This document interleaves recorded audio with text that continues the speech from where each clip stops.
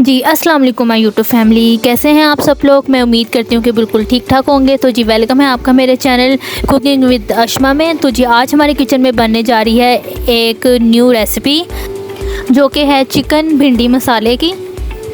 تو جی آئیں اب اس ریسیپی کو سٹارٹ کرتے ہیں۔ اس کے لیے جو آپ کو انگریڈینٹس وغیرہ چاہیے پلیز آپ لوگ اس کو پہلے نوٹ ڈاؤن جو ہے وہ کر لیجئے گا۔ جی تو یہاں پہ سب سے پہلے میں نے لے لی بھنڈی اور اس کو میں نے اس فارم میں جو ہے وہ کٹ کیا تھا، اور یہاں پہ میں نے پیاز کو 2 سیکشنز میں لیا ہوا ہے۔ ایک میں نے کٹ کیے ہیں 2 پیاز اور ایک میں نے کٹ کیے ہیں 4 سے 5 پیاز۔ یہ 2 سیکشنز میں کیوں کیے گئے ہیں یہ میں آپ کو آگے جا کے بتاؤں گی۔ تو جی یہاں پہ میں نے لے لیے تھے 2 سے 3 عدد میڈیم سائز کے ٹماٹر، اور یہاں پہ چکن، نمک، لال مرچ، آئل، اور جی یہاں پہ یہ میں نے اپنی مرچوں کو اس فارم میں لمبا لمبا سا کٹ کیا تھا، اور ساتھ ہی آپ کو چاہیے 1 لیمو، ادرک لہسن کا پیسٹ، اور جی یہاں پہ ہلدی۔ تو جی یہ ساری کی ساری چیزیں آپ کو چاہیے آج کی ریسیپی کے لیے۔ تو آئیں اب اس ریسیپی کو سٹارٹ کرتے ہیں۔ سب سے پہلے آپ نے اپنی پتیلی میں سب سے پہلے آپ نے ایڈ کر دیا آئل، اور اس کو آپ نے اچھے سے گرم کر لینا ہے۔ جی تو یہاں پہ میرا آئل اچھے سے گرم ہو گیا تھا۔ اب میں نے اس میں ایڈ کر دینے ہیں پیاز، اور یہ پیاز ہیں 2 سے 3 جو میں نے میڈیم سائز کے پیاز کٹ کیے تو سب سے پہلے آپ نے اس کو ایڈ کرنا ہے، اور جی اس کو ہم نے اچھے سے جو ہے وہ اس کا کلر چینج ہونے تک ہم نے اچھے سے فرائی کر لینا ہے۔ جی تو اب اس میں ہم نے ایڈ کر دینا ہے ادرک لہسن کا پیسٹ، اور اس کو بھی ساتھ میں اچھے سے اس کی مکسنگ آپ نے کر لینی ہے۔ جی یہاں پہ یاد رکھا کریں کہ اپنے مسالوں کو یا اپنے پیاز کو یا جو بھی چیز آپ ایڈ کریں اس کو اچھے سے مکس کیا کریں۔ اب یہاں پہ ہم نے ایڈ کر دینا ہے جی ٹماٹر، اور ساتھ ہی ساتھ ہری مرچیں، اور جی اس کو بھی ہم نے اچھے سے مکس کر لینا ہے۔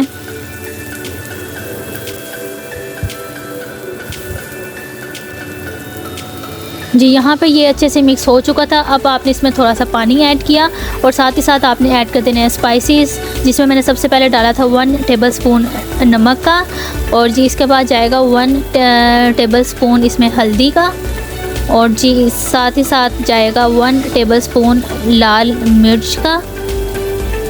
تو جی یہ والی ساری چیزیں ہم نے ڈال کے اب ہم نے اس کی بھی مکسنگ ہم نے اچھے سے کر لینی ہے، کہ اس میں جو کیونکہ اسی سے آپ کا مسالہ تیار ہوگا، تو آپ نے بڑے دھیان سے اس کی مکسنگ کرنی ہے کہ آپ کے جو سارے کے سارے مسالے ہیں وہ اچھے سے مکس ہو جائیں۔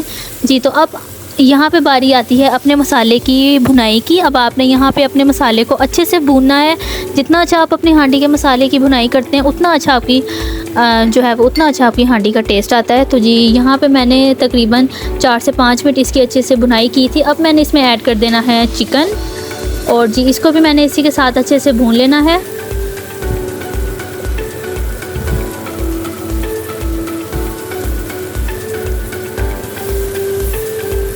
تو جی یہاں پہ آپ لوگ یہ دیکھ سکتے ہیں کہ میں اپنے چکن کو بھی اچھے سے اس کے ساتھ میں مکس کر رہی ہوں۔ اب جی آپ نے اس میں تقریباً ½ پیالی میں نے اس میں پانی ایڈ کر کے آپ نے اس کو کور لگا کے چھوڑ دینا ہے۔ اس سے یہ ہوگا کہ آپ کا جو ہے وہ چکن بھی گل جائے گا اور آپ کا مسالہ بھی اچھے سے ریڈی ہو جائے گا۔ تو جی اب آئیں سائڈ میں، تو اب ہم نے ایک پین میں اپنی بھنڈیوں کو جو ہے وہ فرائی کر لینا ہے۔ تو جی یہاں پہ میں اپنی ساری بھنڈی کو ایڈ کر دوں گی فرائی پین میں، اور اس کو میں نے اس کا کلر چینج ہونے تک اچھے سے فرائی کر لینا ہے۔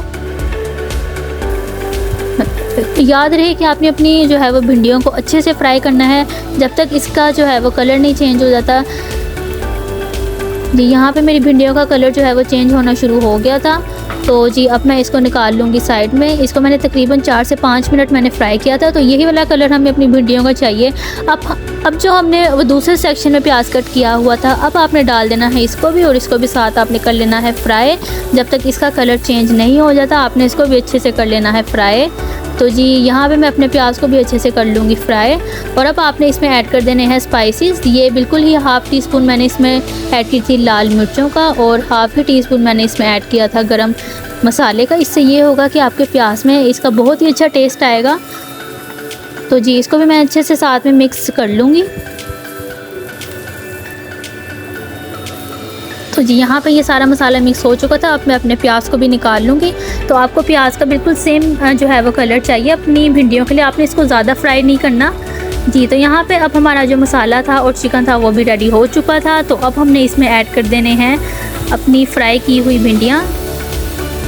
جی تو یہاں پہ میں اپنے مسالے کو جو ہے وہ تھوڑا سا اب مکس کر رہی ہوں۔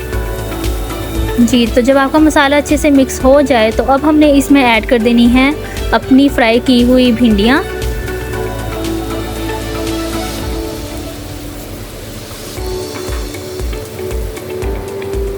اور ساتھ ہی ساتھ آپ نے اس میں ایڈ کر دینا ہے اپنے فرائی کیے ہوئے پیاز. جی تو یہاں پہ دیکھیں کہ کتنا جو ہے وہ خوبصورت میری ہانڈی کی لک آ رہی ہے. تو آپ نے بھی جو ہے وہ اسی طریقے سے کوشش کیا کریں کہ یہ جو میں آپ کو چھوٹی چھوٹی سی ٹپس وغیرہ بتاتی رہتی ہوں اس کو بھی آپ لوگ دھیان میں رکھا کریں. اسی سے آپ کے کھانے کا ذائقہ جو ہے وہ اور زیادہ بڑھ جاتا ہے. اب آپ نے اس کو اچھے سے کر لینا ہے مکس. جی تو یہاں پہ یہ جو میری بھنڈیوں تھی اور یہ جو میں نے اس میں پیاز ایڈ کیے تھے وہ اس میں سب کچھ ڈال کے میں نے اس کو اچھے سے کر لیا تھا مکس. تو جب باری آتی ہے اس کی گارنشنگ کی تو سب سے پہلے آپ نے اس میں جو ہے وہ ایک لیمن آپ نے اس میں سکویز کر دینا ہے. اس سے یہ ہوگا کہ آپ کی بھنڈیوں کا ٹیسٹ اور زیادہ بڑھ جاتا ہے. اور ساتھ ہی ساتھ اس میں ایڈ کر دینی ہے آپ نے دھنیا اور ساتھ ہی ہری مرچیں. جی تو یہ سب کچھ ایڈ کرنے کے بعد اب آپ نے لگا دینا ہے اپنی بھنڈیوں کو دم. تو جی یہاں پہ تقریباً 4 سے 5 منٹ میں نے بالکل ہی لو فلیم پہ اس کو دم لگا دیا تھا.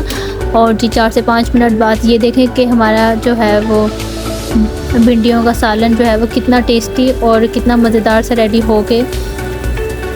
اور جی اس کی خوشبو جو ہے وہ سارے گھر میں پھیل رہی تھی. تو جی یہ ہے آج کی میری ریسپی کی فائنل لک جو کہ بہت ہی ڈیلیشیس بنی تھی. آپ لوگ بھی اس ریسپی کو ضرور ٹرائی کیجیے گا اور اپنے گھر والوں کو بھی ضرور بنا کے کھلائیے گا.